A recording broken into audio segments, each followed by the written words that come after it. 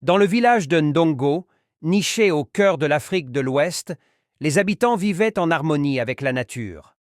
Leur quotidien était rythmé par les saisons et les traditions ancestrales.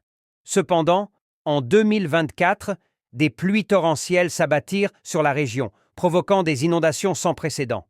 Les maisons furent emportées, les récoltes détruites et environ 6,9 millions de personnes en Afrique occidentale et centrale furent touchées par ces catastrophes climatiques.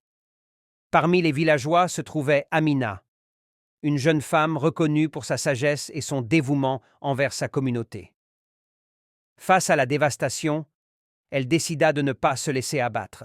Elle rassembla les villageois et proposa de reconstruire ensemble en adoptant des pratiques agricoles résilientes et en renforçant les habitations pour mieux résister aux intempéries.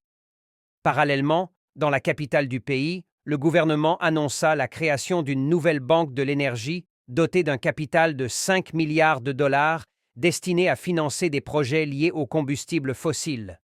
Cette initiative visait à développer l'autonomie énergétique du continent. Amina, consciente des défis climatiques, plaida pour que ces fonds soient également investis dans des énergies renouvelables.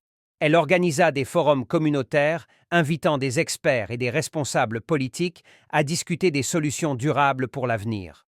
Son engagement attira l'attention au-delà des frontières de Ndongo, inspirant d'autres communautés à travers le continent. En 2026, lors du sommet Afrique-France à Nairobi, au Kenya, Amina fut invitée à partager l'expérience de son village.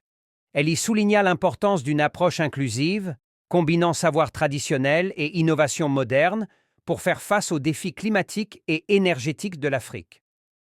Grâce à la détermination d'Amina et à la mobilisation collective, Ndongo devint un modèle de résilience et de développement durable, illustrant la capacité des communautés africaines à surmonter les épreuves en s'adaptant et en innovant face aux défis contemporains.